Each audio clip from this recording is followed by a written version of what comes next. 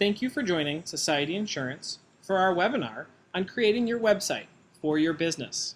We're excited to share some information and insight on how you can create a website, or if you already have one, perhaps some additional thoughts for you to consider as you seek to expand some of the services that you wish to provide on your website.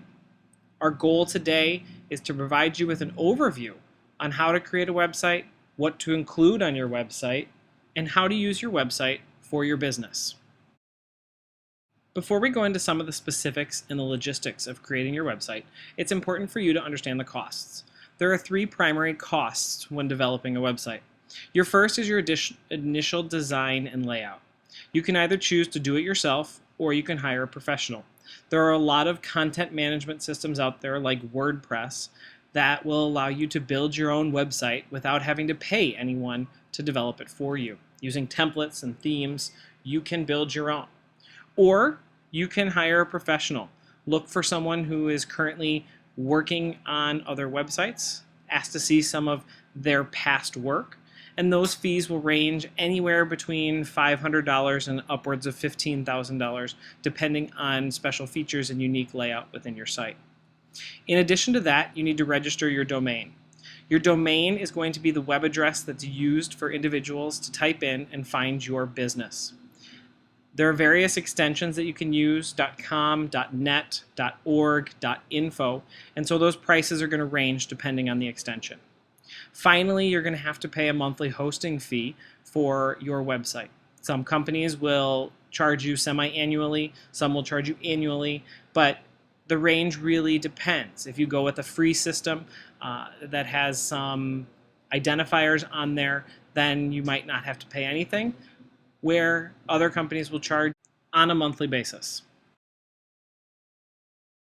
The next step is choosing your domain. It's very important that you spend the time to choose a domain that's going to not only reflect your brand, but also two important things to think about. One, you don't want to continually spell it out when you're talking to someone on the phone or giving it out if you're using it as your email address as well. And the second is the SEO importance. That's the search engine optimization integration, where you have the actual keywords that you might be looking for in your domain. After you've chosen the domain that you wish to use, you need to secure it. You need to use a domain registrar like Namecheap or Network Solutions and register that domain with them. You get to choose your renewal period, anywhere between 1, 5, 10 years, and you pay that either annually or depending for the length of your renewal option. It's important for you to make the decision early on if you're going to do it yourself or hire a professional to build your website. If you're going to do it yourself, we strongly advise that you choose a notable company so that they will be around for a while and you don't lose all the hard work that you've put into building your website, and one that has a content management system so that you can easily edit your website and update it as frequently as you need to.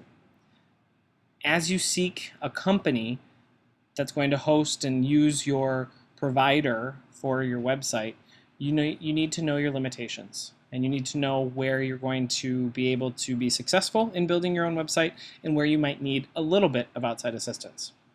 If you're going to hire a professional, it's important to be upfront with them from the beginning about what you want to be included on your website so that they can give you a fair and accurate proposal, so that you can communicate a timeline with them. And some questions that you might want to ask them include, what are some sample work that you've done in the past? Have you done a website in my industry before? How can you assist me? And will I be able to edit and update my website after we are finished on my own, or will I have to come back to you to make these edits? That's important for you to understand the costs that are going to be associated with someone else doing your website from the beginning. As you begin to organize your website, it's important for you to create meaningful navigation menus. Those are the words that are across the website in your big box themes. Make sure they're clear, concise, informative. We want them to be action words so that you're telling the person to come to your website, explore, search, find, as opposed to static words that won't engage them to do anything. In addition, you want to use photographs. As the saying goes, a photo's worth 1,000 words. And that's the same with websites. Your photos, whether they're large or small, or scrolling, or a combination of all of the above, have large effects on the audience. They engage the audience when they come to your website, and they make your website more visually appealing by communicating a message that couldn't necessarily be done with words.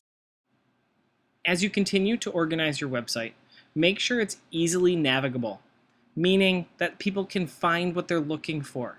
You don't want someone to come to your website and be frustrated because they can't find the hours you're open or your menu. The first impression is going to be crucial. You want to make sure that you lump information in sub-navigation menus as opposed to having 25 pages across the top.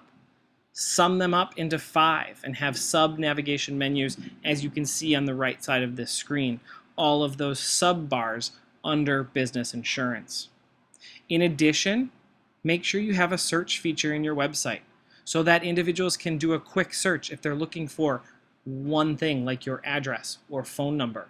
That will allow them to get on your site more quickly, more efficiently, and hopefully make them come back more and more. There are a number of essentials that you need to include when you're developing your website. The about your business or company is going to be an important part to include with your website, but putting it on its own page isn't necessarily best practice. Try to integrate that on your homepage. Get that information that someone needs to know as soon as they come to your site on the homepage, like your history, like your about, your services, etc. In addition, you obviously want to highlight your strengths. So highlight those services that you provide, your menu items, so that people know what to expect before they come in to your website. You want to also include your contact information. That includes your address, phone number, email address, any way that they can connect with you, the hours that you're open. And you also want to include the social media links. Show a visitor that you are on social media and in which locations, because they may want to find out more information about your company or your business or your restaurant that they can find on social media that your website might not provide to them. There are other fringe benefits that you can include on your website, but are certainly not necessary as you're building a basic website. One is your social media plugins. If you're on social media, then you can choose a plugin on your website that shows your recent updates on Twitter or Facebook or Google+, so that if someone comes to your site, they can see what you're saying and what you're sharing on your social media channels. In addition, reviews and testimonials are great to provide insight into your business. Make sure they include statistics and concrete information. A blog is a great way to share new content and a best practice for good, strong search engine optimization strategy. It allows you to add new content, allows you to share some insights, highlight individuals all on your website. And video is a great thing, especially right now with SEO, that you can share some inside information, highlight an employee, provide a tour of your facility so that people feel like they're coming home when they come into your establishment.